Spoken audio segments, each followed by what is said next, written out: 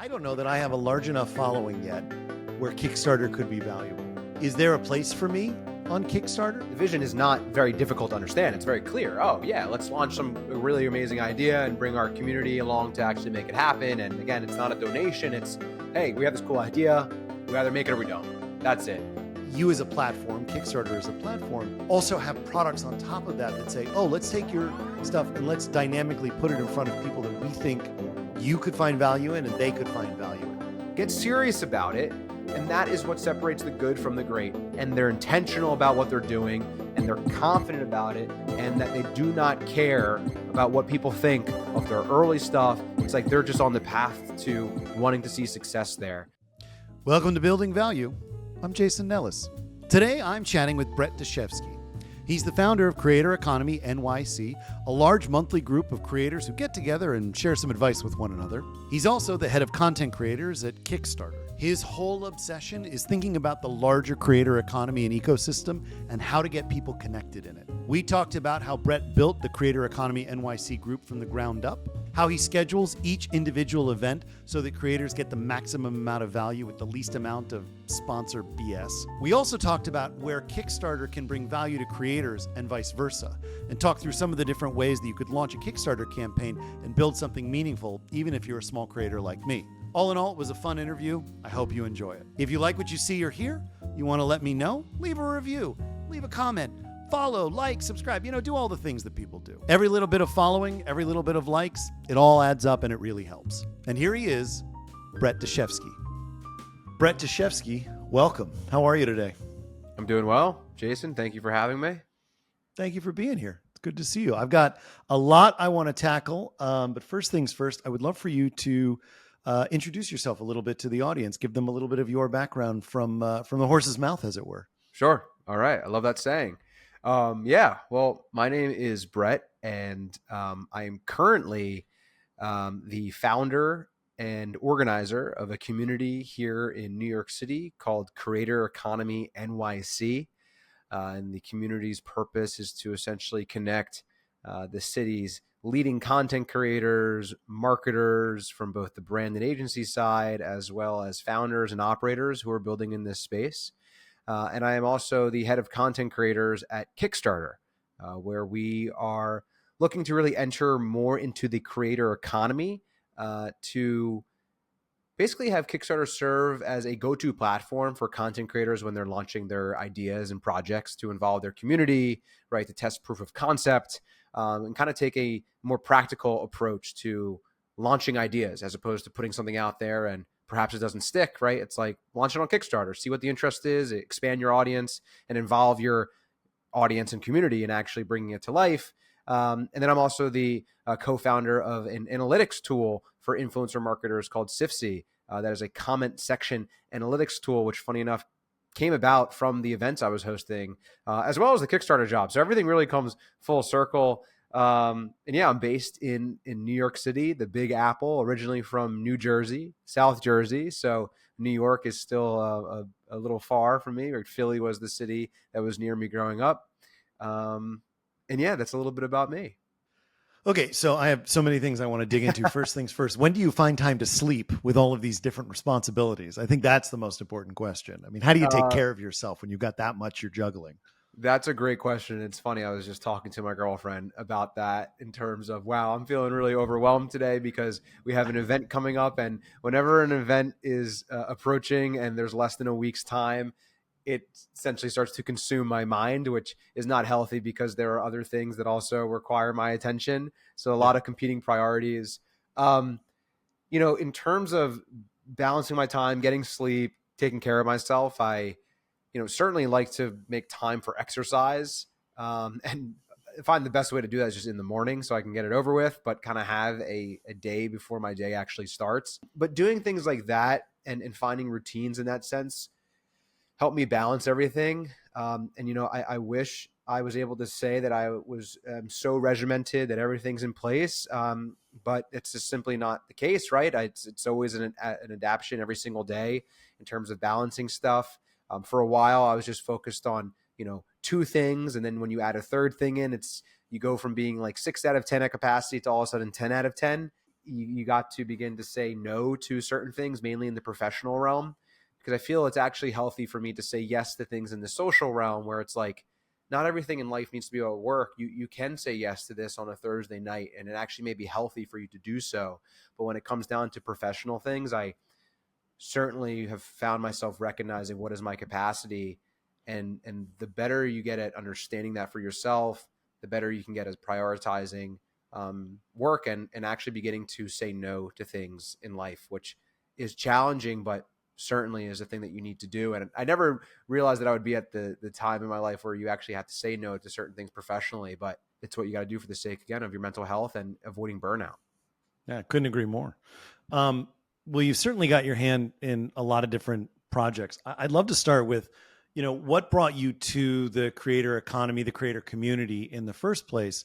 What inspired you to build a community around creators in New York? And, by extension, what's special about creators in New York? Well, my original entrance into the creator economy started back in, I would say 2019, though I've always been very involved in this space before it was even defined as the creator economy, right? I've always been very interested in social media, in marketing, and creating content, right? I was always creating YouTube videos when I was younger and playing around with cameras and stuff. And, I never really leaned into it in a way that people have leaned into it now, in a sense that it's become a full-time career. I never really saw that as the case. But in 2019, when I was still in college, I was always very entrepreneurial just throughout my whole entire life. You never really understood what like entrepreneurship was, in a sense. Like, you just start an idea or something. It just like was something that was so abstract. But then in 2019, my brother approached me about an idea that he had. And this was after we actually started a blog together. And an extension of this idea was that he wanted to create a newsletter for his classmates when he just started med school about healthcare news.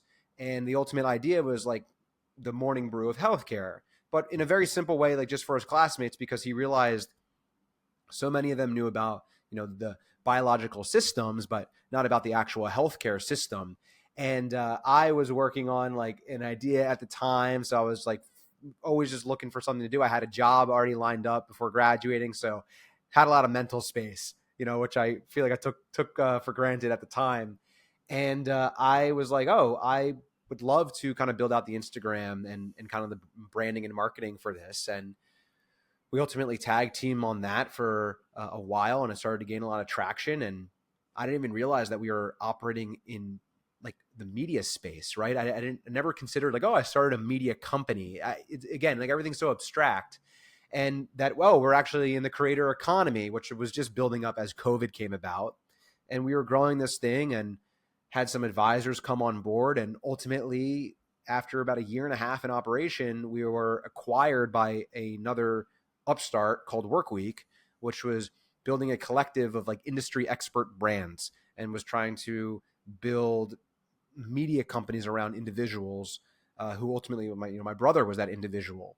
And I left my job at Capital One, which I was doing part, on the side, or I was doing the full time, and I was doing Healthcare Huddle on the side, right? Well, it was COVID, so I definitely was spending a little bit more time on the actual role itself with Healthcare Huddle. Yeah. Define side hustle in this I'm like, context when Capital One is being named. Yeah. Capital One was my side gig. Yeah, and I thought that this was such an amazing opportunity because I was so eager to enter into this space from a full-time standpoint. And joining Workweek was like my official entrance into the creator economy. And I made it a goal that I wanted to make a name for myself in this space as someone who was a connector, who was knowledgeable about what was going on and being built. And one way that I saw to do that was if I were to kind of host meetups, in a sense. And that idea came after I attended a meetup that someone else hosted. And I was like, wow, there's a lot of amazing people building in this space that I only knew from like Twitter. And I left with like chills of excitement, given the conversations that we were having and how awesome it was to talk about stuff that we were passionate about and working on every day in real life. And I said that when I had moved to the city, I ultimately wanted to do something similar, and I wanted to do it every month because I knew from working with creators, if you wanted to grow, you needed to do something consistently. And I felt that like, a simple bar meetup could be doable once a month. flash forward a couple years now, and ended up hosting one event a month throughout 2023, and started this organization called Creator Economy NYC, which, as I mentioned, is connecting the creator economy here in New York City. And the events went from bar meetups to really polished, well-organized events that consist of panels and sponsors, and has grown into something that I never would have thought of. Essentially, now I'm back in the space where, oh, well, I just created another media company, and now I'm working on sponsorships and have a newsletter with it. And I feel like I just veered back to that because that's where my interests lie and where I have a skill set. And that's ultimately kind of where I'm at. Now, to answer your question about the creators in New York City, what I feel like has allowed this community to flourish is the fact that there is a true ecosystem of the creator economy here in New York. New York is New York City, right? If you can make it here, you can make it anywhere. It's a very true saying in a sense because it's very fast paced. There's a lot going on. But when you think about it from an economic standpoint and the creator economy, you have the capital here in New York City. You have the tech here in New York City. And of course, you have the creative entertainment hub in New York City. And so you kind of mesh that all together, and it makes for a really amazing community that's all trying to grow this economy and grow in this space. And again, I think just New York City in and of itself attracts a certain type of person that is eager to get out and meet people, is eager to try to grow what it is that they're doing, whether it's their personal brand or their business. And when you're able to put those type of people in a room together or connect them, there's a lot of magic that can be made. And it's been, honestly an honor and a privilege to organize that and to see that on full display right in front of me. So yeah, I mean, New York is just a great place to be. Tell me about the guests that you're getting to participate. Are they all creators? Are the panels creators talking to creators? Are they brands? Are they agencies? What's the scope of conversations that you're happening in the group? Yeah, so it's a solid range. Again, I try to really diversify it so that the diverse group of people that are part of the community are all getting unique perspectives. So instead of it being solely focused on just content creation, right, we've had panels that are focused on brand partnerships or focused on trends in the creator economy. Or upcoming, we have one that's talking about audience ownership that's happening next week. And so the guests that I try to get are people that I just kind of have as my own dream guest in a sense. And people ask me this all the time, like, how do you get your guests? How do you figure out the content for the events? And truly, it's not a science. There's no really true process to it. It just kind of comes to mind. I'm like, oh, okay, we're hosting this event next month. We have these sponsors involved, or I want to get these sponsors involved. What would be a good topic to showcase it around? And so, for example, the event next week, I really wanted to partner with Beehive, which is a booming newsletter platform. And for that, I wanted to approach them on an idea of like, why don't we do a panel that's focused on newsletters or focused on audience ownership? And once I kind of have that general topic in mind, I can think about the individuals in my own network or that I, have as a dream guest that can talk and speak on these specific topics. And so with that, I'll go and I'll reach out to them, either via DM or through a different connection and kind of just pitch like, hey, we're doing this thing. We have this panel. And usually everyone is very inclined and open to joining because, it's a growing community. The reputation of Creator Economy NYC has been elevated over the past couple months that people now see it as like, oh, I would love to be a part of that, right? As opposed to like, oh, I don't know, this is a smaller thing. It's not really what I do. And I've been able to get some really strong names that are excited about it. And frankly, a lot of people just love to have the spotlight on them and be able to talk and share their thoughts. And you can really lean into that a little bit, right? We want to hear your thoughts, and I genuinely do. And so, again, it's just about choosing a topic that you want to discuss or something that interests you, and then going after and finding, someone in your network or a dream guest and approaching them with kind of like that pitch about getting involved. Some of us love talking so much we name podcasts after ourselves. Absolutely. Yeah. No, I love that. I love the spirit of camaraderie that you're tapping into. I love that sense that community is more than just a buzzword for tech companies, that it's actually something tangible and it's a resource that can be, utilized and made for good. I really appreciate how much too you're talking about this sort of diversity in your approach to bringing guests on, but that it's not, you know, a bunch of brands trying to upsell creators. You're talking to subject matter experts in trending. You're talking to folks about new techniques. I mean, I think we talked offline about, some of the folks who talk about the new tools and the new workflows that they work through. Um, have you yourself, been inspired? Have you changed your approach to, how you do newsletters and other media based on what you've seen in the month to month meetings? Yeah, that's a great question. And by the way, to your point on like not being too salesy and all that, I mean, I'm very clear with the brands that I partner with that get a seat on the panel. That look, it's going to be a native integration, right? You're just up here representing the brand, and of course, I'll throw some softballs. But we want this to be a very like chill conversation. Curse, do your thing, be authentic. Because I've been to some panels that are always just feel so corporate-y, so like New York Timesy, right? And it's like, let's get up here, let's lean back, and let's hang out. And I find that makes for the best conversation because it's not intimidating. And honestly, the scrappiness of my events, although they're well organized, they're scrappy, adds a layer of authenticity. Like, hey, look, we're just putting this event on for you guys in the community. It's run by me. You'll see me running with gallon bottle of water to refill the thing. And that's how it is now. And that just creates an overall sense of, oh, this is nice. Like I feel welcome here. Yeah. Well, it reminds me of the 92nd Street YMCA 92Y on YouTube. That like it's that very it's not meant to be marketing, right? If you've got Adobe up there, it's not because Adobe's trying to sell you a new subscription or something. It's because they've got a creator-centric tool that they really want everybody to know about. And the person who's interviewing them is giving them the what for about like, well, how does this really benefit creators? Don't just sell to me, tell me. I love that. I think there isn't enough of that, actually. 100%. The 92Y is an interesting example. And also the Economic Club of New York is another example. Those were actually my original inspiration for Creator Economy NYC.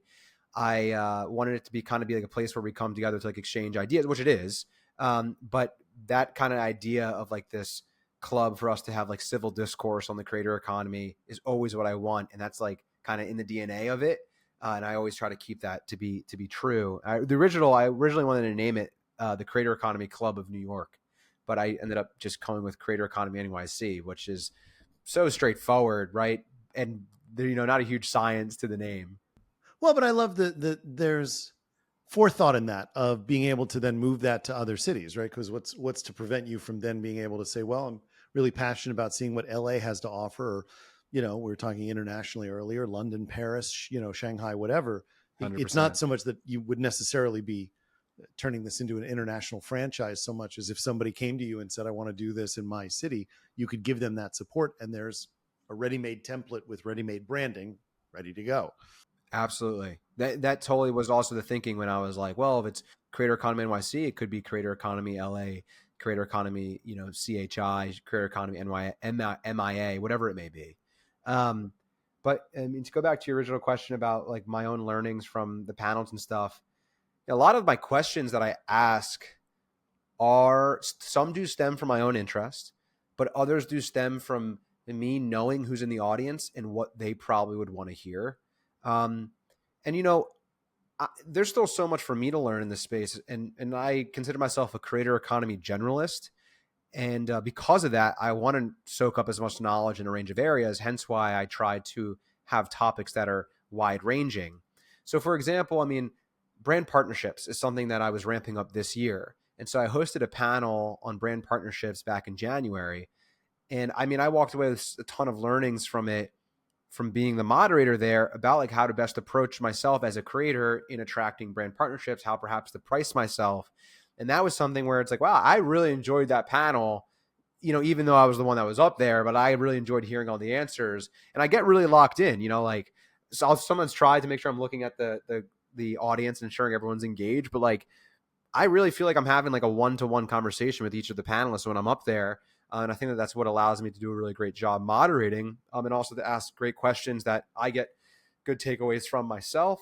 the moderator, I mean, the panelists themselves may also get great takeaways. And then of course the audience, when you can kind of sense them writing something down or nodding their head, like that's when it's like, okay, cool. So that hit. And also about setting up the panelists for success in terms of make sure you're sharing examples. Don't say things any like too high level, right? No one wants to just like, share tactics. That's why we're here. And like no gatekeeping. Not only does this resonate for me as an audience member, it resonates for me as an interviewer. So I want to ask the follow-up question that's really top of mind for me, which is I sometimes have conversations where it feels really good in the moment. And then I look at the tape and I go, boy, that doesn't translate on tape the way that I thought it did in my head. I want to know from you, like, what do you do to prep and make sure that the interviews you're hosting each month are as meaty as they can be? Things that, it's not just, as we talked about before, it's not just a rapid fire Q&A of talking points from somebody's PR team, but really sinking into, the authentic conversation you're trying to have that, an audience will resonate with. Do you have any thoughts, pointers, things I or anybody in the audience who wants to do interviewing should be thinking about? I think for one, approach it like you're having a conversation, and that kind of helps relieve a little bit of pressure. So you can have a set bit of questions, right? Of course, to ensure that you're prepared. But when you hear something that evokes a natural follow-up, let that natural follow-up go, because then it feels like an actual free-flowing conversation. And usually I know that things were hitting when people after the panel will come up and give you feedback, right? That was great. I really enjoyed that. Provided a lot of solid, a lot of solid insight, or I love the way that it flowed. It felt so natural. And if you create an environment where people are generally comfortable, as I was saying in the beginning, how it feels very authentic and casual, and people, want to come up and it's not intimidating. We're not on this elevated stage and all that. People do want to come up and say something to me or the panelists. That was amazing. I really loved what you said, XYZ. And then also seeing when people post content after the events is another validation on like, oh, look at their actual takeaways that they shared. And so I'll usually say during the panel, take notes. We'd love to see content afterwards on what your takeaways were. And that for me is a great way to kind of assess some feedback. I personally could do probably a better job in like watching back, if we record the panel, watching back and kind of studying that a little bit, or actually finding people who I think are, trustworthy to give good feedback. But like those are kind of like key options is kind of looking back and feeling like a natural free flowing conversation. But I don't usually try to get too hard on myself about like, oh, that question didn't hit or something like that, because usually people in the audience or even the guests themselves, like don't, it's not like something they're thinking deeply about. You're usually probably thinking more deeply about it than everyone else is. And you shouldn't, lose sleep over it and just recognize it for next time. I mean, that's just the case in any interaction in life. Well, I think you're also speaking to my natural inclination to obsess about all the different ways in which I've awkwardly, ended a conversation. So it's fine. Yeah. Now But we're getting into the therapeutic side of my brain. yeah, But there you go. please. Now, Yeah. what actually helps me kind of just focus on what matters in life is getting past that aspect of like giving a shit what people think, and really recognizing that it's not that deep, because I tap into kind of my own mental and think about, well, we're all more similar than we are not. And when there's an awkward interaction with you and someone else, my perception of that individual doesn't really change much. Or I don't really think too much about how it was in like an awkward leaving situation. Like, for example, I was saying bye to someone at my last event, and they were a woman and they went for a dap up, and I went for a nice, like one time I hugged her, but I dapped up her other, male friend. And why was I hugging her? She probably would have preferred the dap up, and it was like a little awkward, but like played it cool. And like, if she's going home and thinking all about that, then no problem, I guess, whatever. But I'm like, whatever. Thanks so much for coming. Whatever. We had a great conversation before. That interaction is not going to completely trump, all the good stuff that we were talking about and the way that we vibed. And those are things like, it's just, you can't lose sleep over it. It's too distracting. It's a waste of mental real estate. I don't know. And that's the kind of stuff that haunts me at 3 a.m. when I can't sleep. But that's also, Right. that's my own neuroses on display. That's Right. a different problem in a different conversation. I love that. I just want to recap for a second, because I think there's something really special here, because, there's nothing and I don't mean this to be offensive, but there's nothing innovative about what you're talking about in the sense that it's not a new format. There's no, there's no new construct that you're exploring. What you've done is taking the thing we're all craving the most, which is interconnectivity, right? We want to feel like we're part of a tribe. We want to feel like we're surrounded by other people who have the same challenges that I do, and taking that and turned it into something valuable, turned it into something interconnected, right? And it's not limited to one locale, even though New York has great creators, and I'm sure there's a special flavor of New York creator that this taps into. But I really appreciate that so much of what we hear in media and technology right now is about innovation and trying to build new things that nobody's ever seen before. And I think what you've tapped into is something that is true to everybody in any age. And I think that's remarkable that you've been able to turn that into something that really uniquely suits also this current, very modern, very forward thinking, very, postmodern, trying to get something new kind of arena. I appreciate that. And I think, kudos to you for being able to do that and stand it up in a way that others respond to. Thank you. Yeah, I appreciate that. And yeah, I think you're right in a sense. It's what I'm doing is not anything new. I mean, hanging out is like just it has always been a human thing to do since our existence. And and I think that is actually what has made it so great and able for me to grow, because it is something that people are inclined to get involved in. Now, where I think that the uniqueness of it comes in, that differentiates it from maybe someone else that's doing similar types of meetups, is the individual that's organizing it, right? That's, in me in this case, my ability to connect with and make the people that are coming into our events feel welcome and to feel included, right? Inclusivity is very important, that they feel like I don't feel awkward here. I don't feel left out. And a lot of that comes also with like the design of just the event flow from async to the actual event.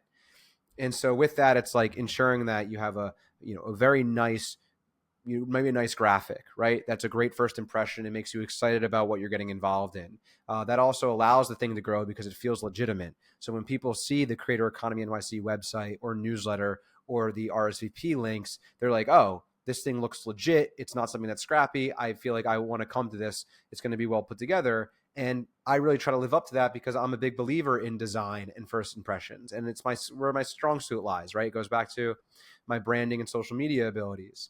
And then leading up to the event, sending a pre-event email, right? Asking for volunteers, making sure everyone updates their RSVP list. Let me know if you can't go. Here's my personal cell, all that type of stuff. And then the actual event, having someone greet you when you arrive, checking in and getting a name tag.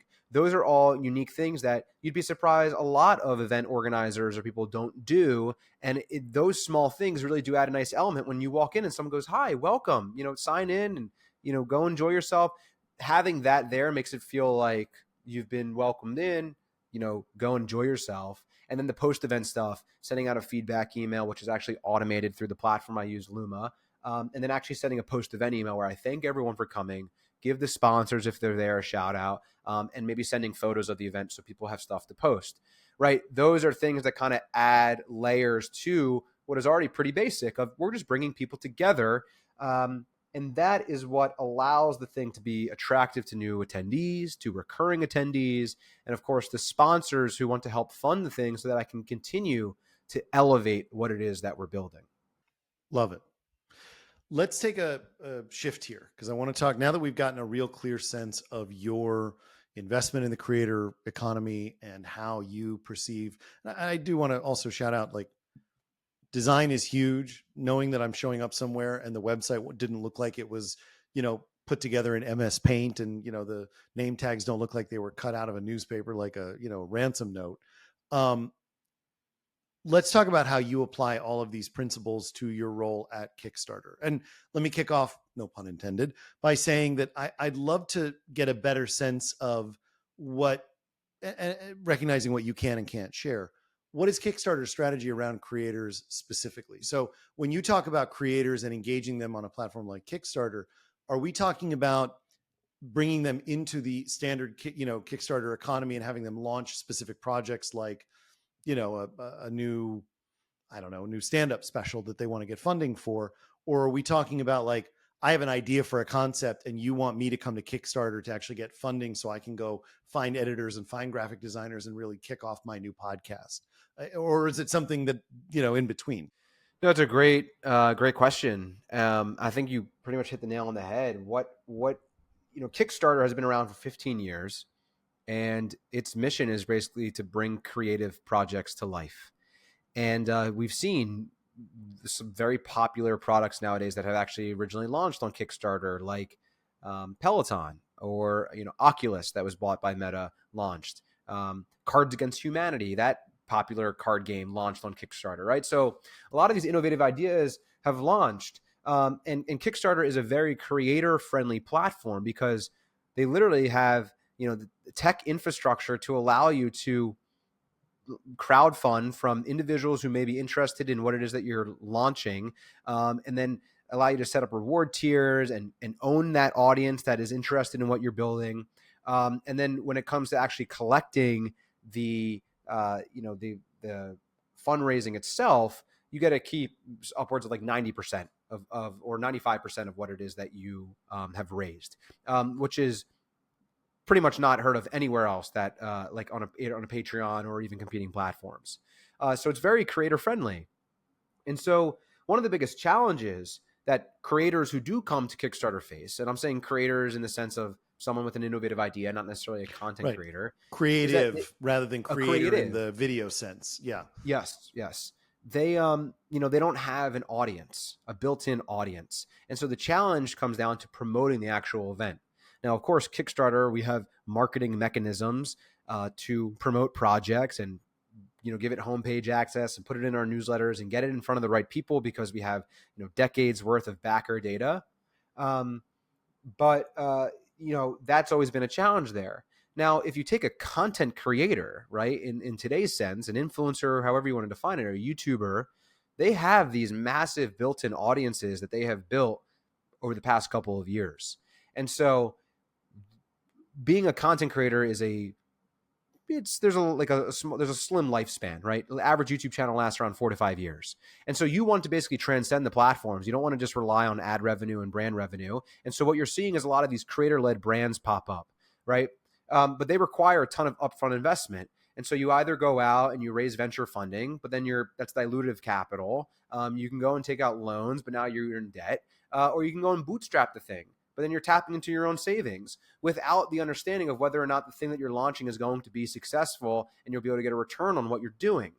And so the idea with Kickstarter with these content creators is, well, why don't you go and launch some of these amazing, crazy ideas and bring your community along the way to actually make it happen? And it's not a donation. You're not just asking your creators for money. What you're asking for is, hey, I want to create this really cool thing, and I want you to help me bring it to life. And we're not going to create it unless I have your help and involvement in doing it. And so we either hit the fundraising goal that we put out there, or we don't. And look, if we don't, no worries. No one's cards are charged, whatever. We're going to go back to the drawing board. Or if we do hit it and we well exceed, well, amazing. We have proof of concept. We have the capital to actually make the damn thing. And now the audience is going to get rewarded for what it is that they contribute to bring to life. And the ideas can be anywhere from launching a series or some crazy film to launching something like Moonshot, right? Maybe you want to do a crazy stunt in a video. You're Mr. Beast and you want to launch a stunt. Well, let's go, crowdfund on Kickstarter to make it come to life. Or you're a podcast creator and maybe you want to launch like an innovative mic boom or something, right? And your audience is a bunch of podcasters. Well, why don't you go and put that idea on Kickstarter, get in front of your current audience, and also get in front of a whole new set of audience that Kickstarter is going to help you lean into. And so our strategy there is really to find content creators that perhaps are in the midst of thinking about launching an idea, or are in the future thinking about launching an idea, and to have Kickstarter be in their toolkit for the place to go to ultimately bring it to life. And we want to partner with you to help bring it to life by providing you perhaps some campaign resources or promotional resources. And Kickstarter in and of itself is a marketing move, right? 30-day campaign is live. We're going to, make this happen. And a quick example to kind of close that out is there's a popular content creator dog named Maxine, the fluffy corgi. And her dad Brian Reesberg, they launched a unique doggy water bottle. And they put that on Kickstarter to bring to life. And so they tapped into their own audience as well as Kickstarter's audience, and were able to raise, $150,000 or so to actually bring the idea to life. So now they've tested proof of concept. They have the upfront capital to be able to actually produce it. And of course, fulfill the rewards of what people contributed to. And also you can tap into depths of fandom, because maybe you're not just paying for the water bottle for $25 or something, but maybe you gave $500 because you want to get the water bottle in all 3 colors, and you get to go and meet Maxine, the dog, right? And so you can understand who are your biggest fans all through, this one platform. I'm sorry. My biggest takeaway here is I need to get a dog and start a dog channel. No, I'm kidding. There's so much there that I resonate with and love. I think it's interesting that, platforms like Kickstarter have had this perception for a long time that they have to be physical products. And, what I'm hearing from you is that there's some innovation there, right? Maybe it's the launch of a film, maybe it is something more digital. But I also think it's interesting on the flip side of that particularly for content creators, when they think about monetization windows, if it's not digital advertising in some format or another, most everybody now thinks of merch. And what I'm hearing from you is that the Kickstarter positioning is, it's not that there's one or the other that's good or bad, but that there's an opportunity to really build swell around some idea that doesn't just have to be a t-shirt with your logo slapped on it. And it can be innovative, it can be different. And if you fail is not the right word, but if you don't succeed, no harm, no foul. We learned a lot. Let's try again, which is such a good ethos to carry in this world. Yeah. I think you actually described it really well. Like build a swell around an idea. You want to write it down? Steal it. Well, yeah. We're recording this, which is good. But I think too, it also dovetails with really good marketing technique, right? You don't want to just throw something out into the world and have it get picked up by the wind and blown away. You need that swell of attention. You need that momentum that gets built with something like that, which Kickstarter is perfectly primed for. Yes. You mentioned other competitors, though, and I'm curious, not that I don't want you to disparage other folks. I'm just curious if you're seeing other efforts from folks like Patreon or Indiegogo, where they're engaging creators in a similar fashion, or are you trying to build something in maybe a way nobody's tried to do this before?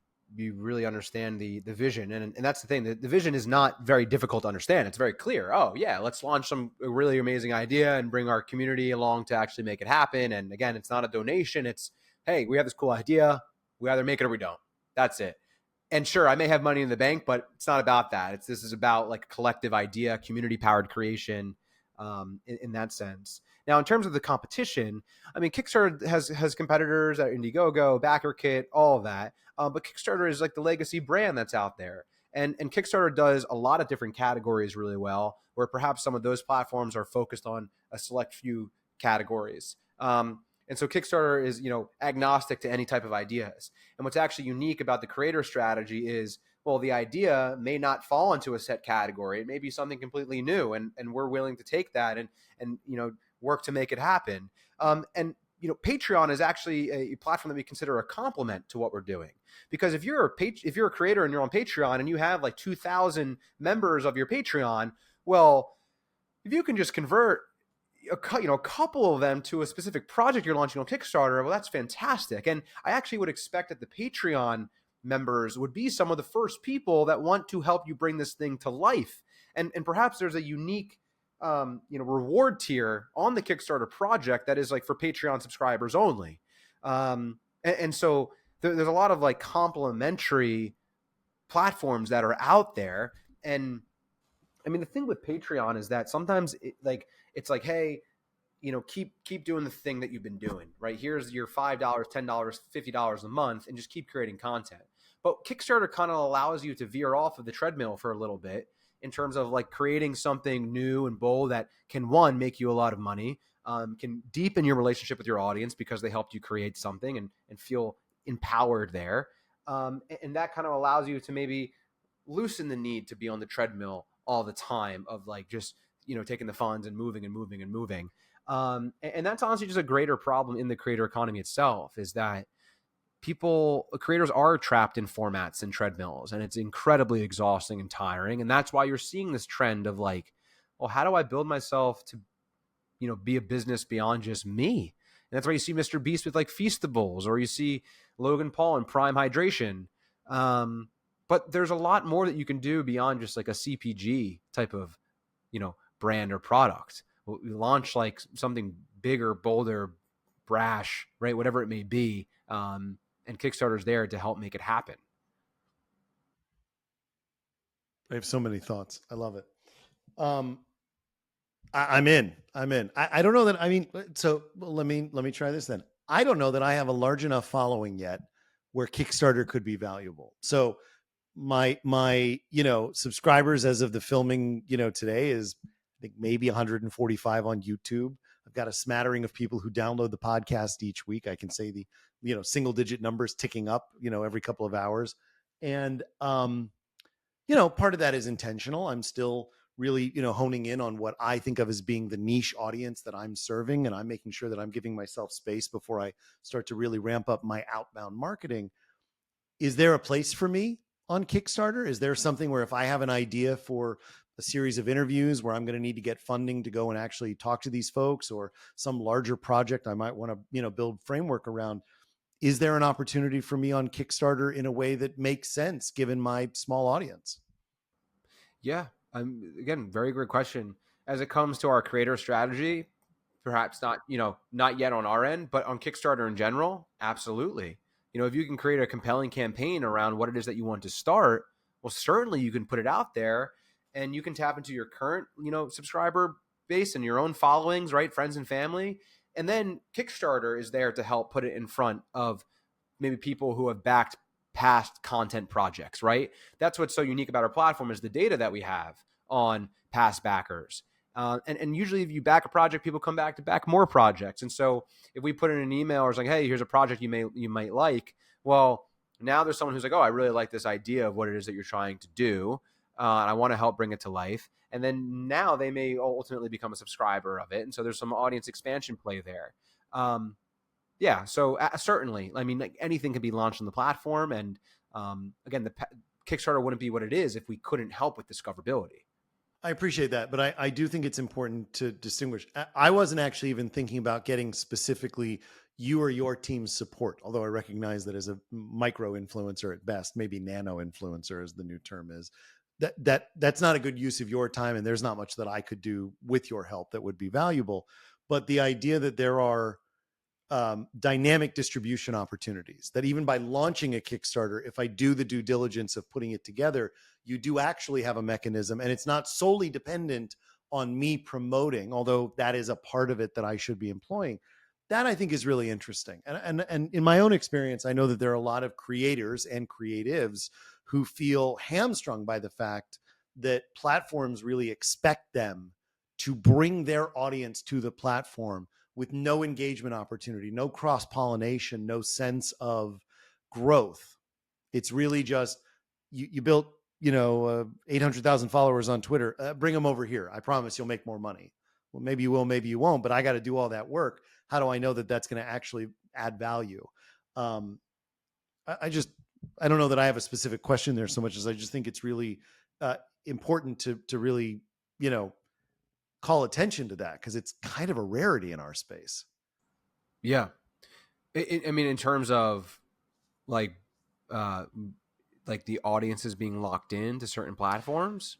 Well, I think, if you were to, you go to Facebook, not to besmirch my former employer, but when you go to Facebook, the recommendations that you're fed don't often serve the larger purpose of building your audience. If I've got a page and I'm trying to building value with Jason Nellis as a Facebook page, Facebook doesn't do a lot to bring more people to me unless I'm willing to pay for an advertising campaign. Versus what you're saying, which is using huge amounts of audience, data, and being able to segment cohorts and all the fancy data science terms that now suddenly it's like I'm back at work. You as a platform, Kickstarter as a platform, also have products on top of that say, oh, let's take your stuff and let's dynamically put it in front of people that we think you could find value in and they could find value in. So it's not just about bringing the person in need of funds in front of a new audience, and we're just going to do that for you as a value add. But you are actually building value for the other audience to say, hey, we know you well enough to now know you might like some of these things. Give money or not, we're just going to keep feeding you stuff in the hopes that you find stuff you like, because we think there's value there no matter what. I don't know that I could name more than 2 or 3 other platforms ever that seem to be doing something similar. I appreciate and acknowledge that. Of course, now I'm going to get comments of 20 other, well, you didn't think about this platform or blah, blah, blah, but it is we specific and welcome unique it. to Kickstarter. 100%. Now, I mean, it's all an incentives, thing as Sure. well. Like Facebook, Right. And it's feeding a other larger platforms. beast. Absolutely. Yeah, they're not incentivized necessarily to help you grow, because if the users are there and it's like whatever, they're making money anyway from all the views on the ads and all that good stuff. But, there's something like Beehive and all some of these newsletter platforms are helping a bit with audience growth. But I mean, when you think about Kickstarter, of course, we're incentivized to want to ensure that the projects that come on the platform are a success, right? Because we also need to make revenue to ensure that we're continuing to operate, that we can continue to be the platform that's, helping to bring creative projects to life. And so, yeah, I mean, if you launched, well, we don't want your project to not be a success. So we're going to put it out there and ensure that it's getting in front of the right people so that you can get the funding and that, there's some alignment there. But it actually works. The incentives do align properly because you get in front of the right people, and can grow your audience that way. And then Kickstarter, of course, has a successful project, then is revenue for us. So yeah, I mean, it's definitely an interesting model for sure. Yeah. Well, I know you're I wouldn't say new to the position, but it's relatively early. Okay. Well, it is. And you know what? I'm still learning about the world of crowdfunding and how that model completely works. So just my disclaimer here is if there's some inaccuracies in my statements, these reflect the views of my own and not of Kickstarter. Always good to have the disclaimer. I'm going to put a big bold banner right here just in case. There you go. No, I appreciate all of that. I think it's really interesting to hear these kinds of prioritizations from platforms that sometimes, you hear other platforms talk a big talk around giving creatives their support, and then maybe they do, but they yank it away, or the support never materializes. What do you hope to accomplish in the first year in this role? I mean, is there a particular goal you have for yourself in terms of money raised for creators, or, a number of projects, or even just some vertical that you think is underserved that you'd like to help grow? Yeah, those are all great questions. I mean, I'll speak more on my personal goals. I mean, as opposed to obviously our team's goals, but my personal goals, I really want Kickstarter to be top of mind in, at talent agencies, at these creator companies, and with individual content creators, that when they do ultimately are thinking about ways for them to transcend the platforms, and maybe they want to launch something, that Kickstarter is a top of mind path that they consider, and that it's in their toolkit. That to me is something that's very important. And that just comes from having these conversations, putting myself out there on social media from a personal brand standpoint. And then people are seeing like, oh, Brett, oh, he works at Kickstarter. Oh, okay. Interesting. Oh, they're in the creator economy, right? That's all really helpful stuff. Us having a presence at the bigger conferences are all really important things, right? Brand awareness is certainly very important. And the great thing about Kickstarter is people do know the name. So it's just more about making it known about what we're doing and serving creators.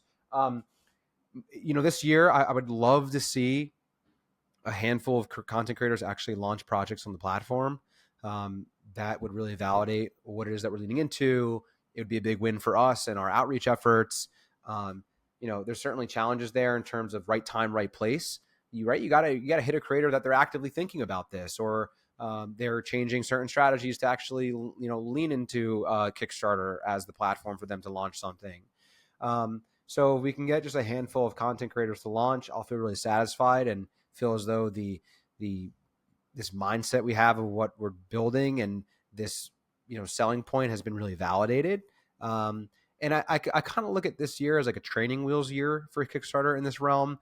There's been new leadership at the company, a lot of amazing energy, and I certainly have been feeling it, even though I'm actually like a contractor there. So it's been really great to kind of feel that. But we're certainly like navigating this space. What are creators' needs? What are their challenges? What is their feedback here? And that's, coming over the course of a lot of conversations and months. So I think that there'll be a lot to hit the ground running, post summer, seeing some projects launch, and then, a lot more going into 2025.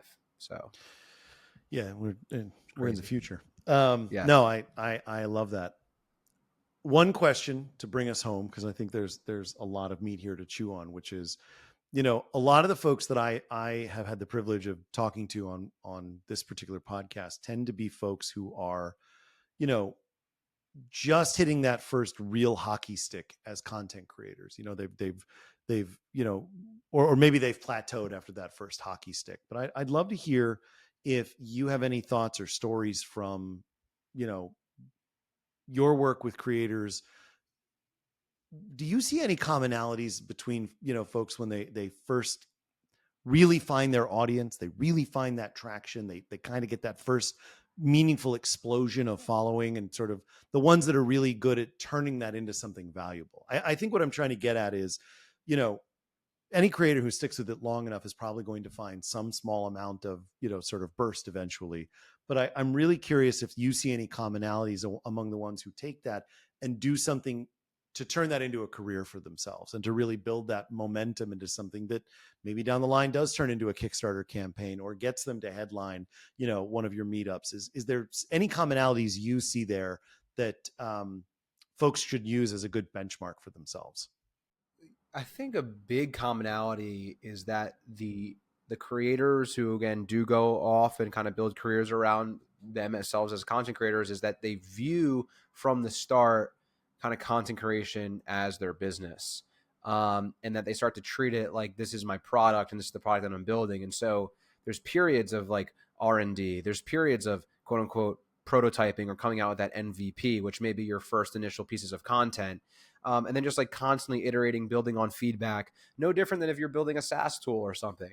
And those types of creators they're very adamant about improvement.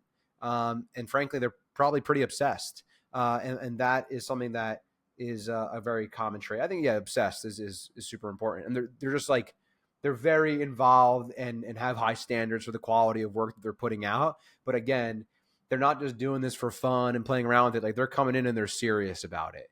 Because I know a lot of people who create content, like, I'm just doing it for fun, because one, they haven't reached the self-confidence of putting themselves out there. And so their way to kind of like tack it down a little bit and feeling a little embarrassed of putting themselves out there is, oh, it's just like doing it for fun. It's like nothing that's like too serious. But it's like, you got to get past that mindset if you truly want to grow as a content creator. You gotta tell yourself, I'm serious about this, that this is what I want to do, and this is my business, and this is what I want my future to be. And you got to be consistent with it, right? The proof is in the pudding. Like, you got to put in the work, and the work's got to be there. There's got to be a trail. Certainly with these For You pages, there's that virality overnight type of standpoint, but that's not going to keep you being sustainable. You got to continue to come back and put out the content and continue to improve the content and reply to any comments or engagement. And again, treat it like a business and take it seriously, as opposed to like, I'm just trying this thing out. And so if I think of myself as a content creator, like, I have certainly grown, and I've, like LinkedIn, I'll take, for example, I really started to take LinkedIn seriously a couple years ago. And I set a goal to post consistently, and I was very adamant on it. And here's what's going to post. And I was able to grow, decent following to now I'm at like a little over 4,500 followers, which is not a lot, but it's a good amount. And it was able to earn me like the LinkedIn influencer badge, which is like a verified badge. And the reason that I was able to go after and get that I wasn't seeking it, but I took it seriously to post content. And for a little bit, when I was like not fully confident in myself in that space, when someone would bring up my LinkedIn post or something, I'm like, I'm just like, I'm just posting because I work with creators. So like, I'm trying to learn myself. But it's like, no, get serious about it. And that is what separates the good from the great, is that they're serious about it, and they're intentional about what they're doing, and they're confident about it, and that they do not care about what people think of their early stuff. It's like they're just on the path to wanting to see success there. And that is just a trait that honestly transcends content creation, that you see in some of the best founders and some of the best, employees at companies. That's just really important. It's just be relentlessly focused on, achieving what it is that you're after, and having the confidence to know that like I'm relentlessly after this. And I think that was that missing piece of my intro for this episode. That's exactly what I needed. So thank you. That's perfect. Let's go. Let's do it. Brett, this has been awesome. Thank you so much, man. I really do appreciate the time. I think I, for one, really got a lot out of this in terms of reconceptualizing my thinking around Kickstarter, and as well thinking about in-person events and what power they can hold for folks. I just, let me just say, as one creator to another, I think you're doing great work. I'm excited to see where it goes. Thank you very much, Jason. This was great. Wonderful questions, and loved having the chance to pause from some work to chat about it. My pleasure. Which is always great to clear the mind. So this is wonderful. Thanks for having me. Anytime. Before we go, if anybody wants to reach out and engage with you, where's the right place to send them? You can follow me on both LinkedIn and Twitter. My Twitter handle is @Brett_. And LinkedIn, just look up my name, Brett Dashevsky. And you can also follow Creator Economy NYC. We are at Creator Economy NYC on all platforms, just about. So yeah, check us out. Love it. Thanks again, man. I appreciate it. Thank you.